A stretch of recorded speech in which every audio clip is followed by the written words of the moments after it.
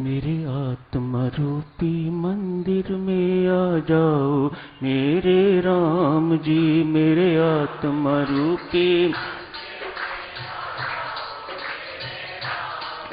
मेरे आत्मा रूपी मंदिर में आ जाओ मेरे राम जी। मेरे आत्मा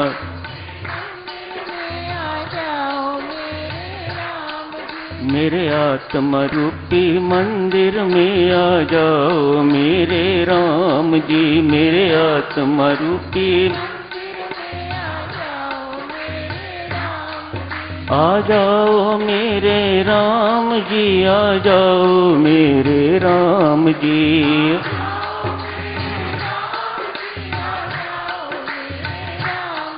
आ जाओ मेरे राम जी। आ जाओ मेरे राम जी।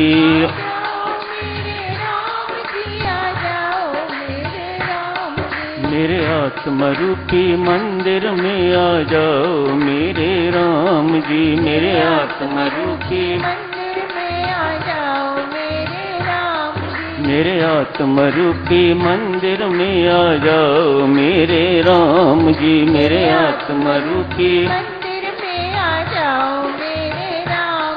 मेरे आत्मा रूपी मंदिर में आ जाओ मेरे राम जी। मेरे आत्मा रूपी मेरे आत्मा रूपी मंदिर में आ जाओ मेरे राम जी। मेरे आत्मा रूपी मेरे आत्मा रूपी मंदिर में आ जाओ मेरे राम जी। मेरे आत्मा रूपी मेरे आत्मा रूपी मंदिर में आ जाओ मेरे राम जी। मेरे आत्मा रूपी मेरे आत्मा रूपी मंदिर में आ जाओ मेरे राम जी।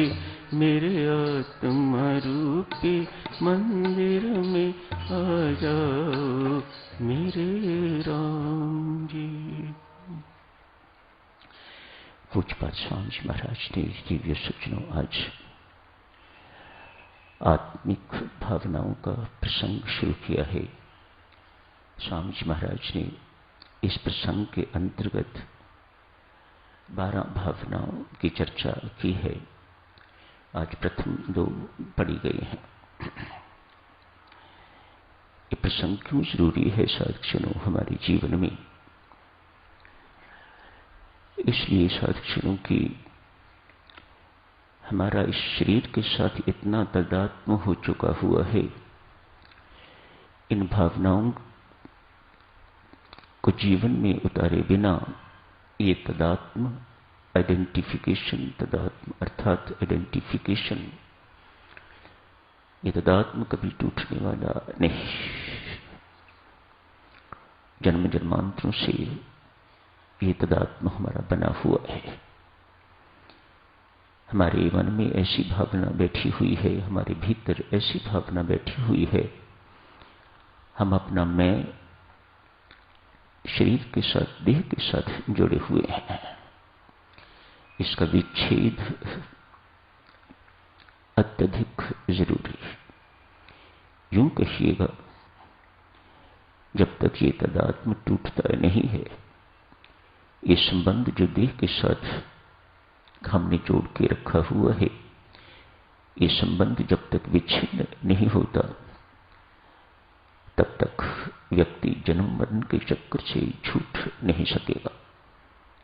जाप तो साधकजनों इस घनिष्ठ संबंध को तोड़ने का एक साधन है, लेकिन प्राप्ति क्या करनी है? ये संबंध विच्छेद होना बहुत जरूरी है।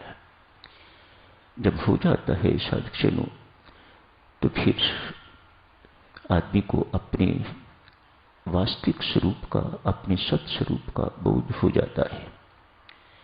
तभी स्वामी जी महाराज, पुष्य प्रेम जी महाराज प्रायः कहा करते, प्रत्येक माला जब फेरते हो, करते हो, जब एक माला खत्म हुई, साथ ही साथ ये भी बोला करो, कम से कम 7 बार जरूर बोला करो, मैं अजर अमर नित्य शुद्ध प्रबुद्ध मुक्त आनंद स्वरूप आत्मा हूं।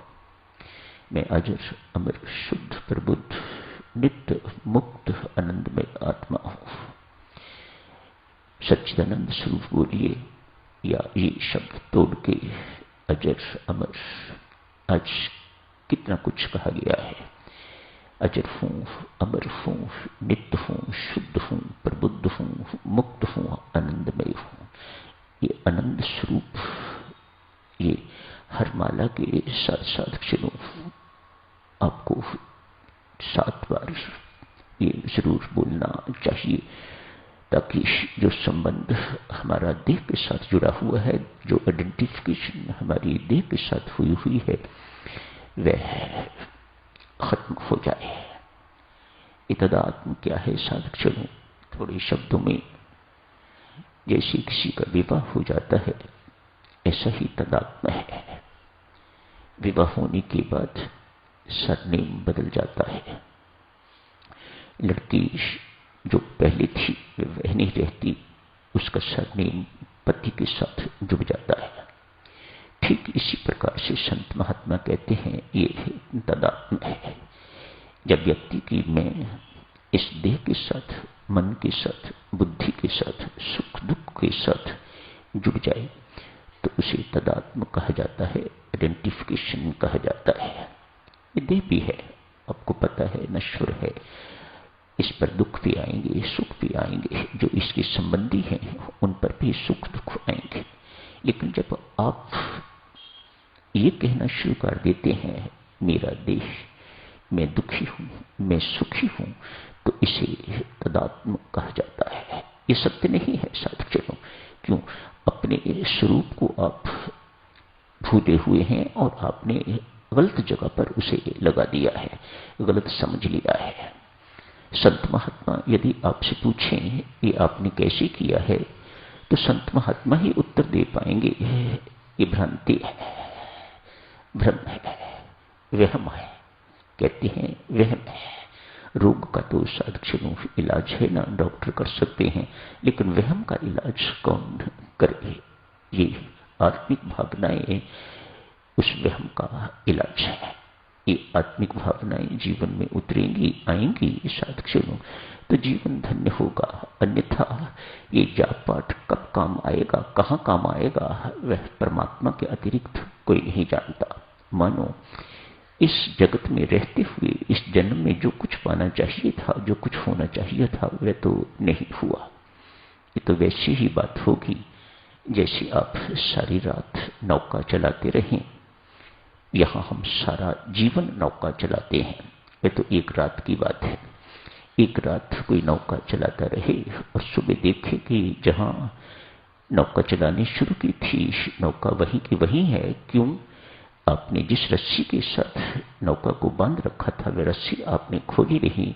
ये तदात्म वही रस्सी है साधक। इसे ही अविद्या कहा जाता है।